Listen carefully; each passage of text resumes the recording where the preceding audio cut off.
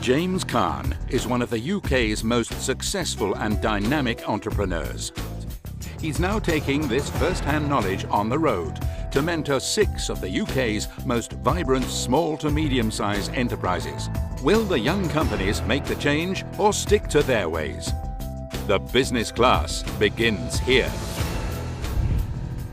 This week, QuickScreen enters the business class. Let's look at the stats. Founded by Royal College of Art graduate Michael Corn and ex-bond trader Dennis Anscombe, the London and Midlands-based business manufactures and sells portable retractable screens. QuickScreen has 2 challenges. Now it's up to James Khan and his industry experts to solve them. Hello and welcome to the business class. Joining me tonight is Joe Haig, partner of FDS Corporate Finance Services, and Dick Powell, co-founder of Seymour Powell. Let's find out more about QuickScreen's co-founders and its business model. The concept for the QuickScreen, it started off as my final year project at the Royal College of Art. I was studying innovation design engineering, and I was looking into the problems of space management in hospitals. What I found out when I did a lot of research in hospitals was that actually you don't need side rooms for isolating infected patients. Most of them can be treated in a ward as long as there is a see-through screen between them and the neighbouring patients. So I then went about designing a portable, retractable screen. The plain screen is around £1,600 and the printed ones are around £1,800. Our first challenge is one of market focus. Right now, we're doing really well selling into the UK healthcare market. But because the product is so useful for different applications, we're getting interest all the time from people that want to use the QuickScreen in their offices, in restaurants, in hotels, in exhibitions, and in schools. And it's hard for us to say no. Should we be diversifying into these other markets, or should we keep focused on the NHS? That's an interesting challenge. I mean, I think to me, the NHS as a market, because you're dealing with this whole procurement process, I think my gut feeling is it's too narrow. I think any business that's dependent on one single market, to me, would be worrying. I would be very worried about any body that is funded in any way by public funds to have as a sole dependent customer. Especially with the government cuts, etc. Exactly. I mean, I think they need to look far and wide. At the same time, though, I think you've got to be careful that you don't dilute the speciality nature of it and whether it needed therefore to go into different brandings.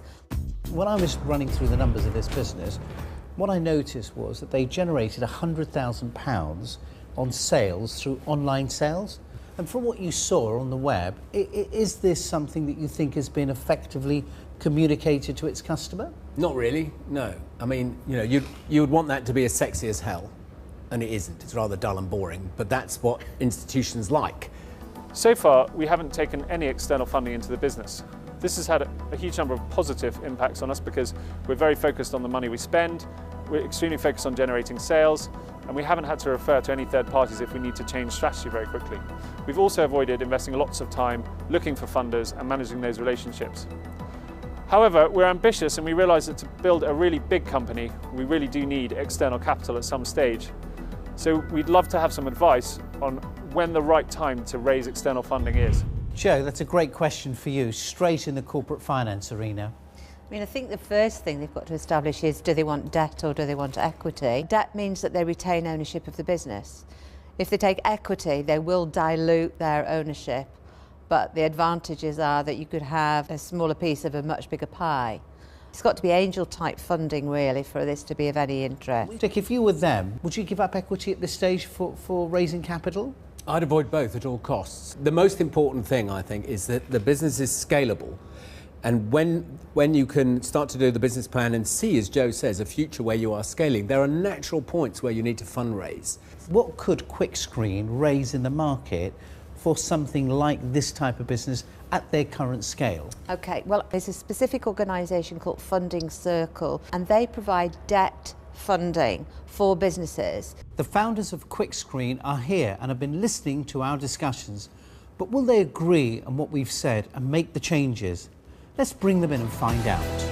When you look at the product, I think it looks amazing, and you immediately think this is a much bigger business. and then you look at the numbers and the profit margin, you say, actually, it's quite boutiquey. So I think you've got to try and get that profitability of that business much stronger, because remember, if you guys can't make any money out of it, how does the investor make money out of it? Interesting, when you were talking about, oh, they'll probably only draw 45,000 plus some expenses each out this year, that is all we probably will.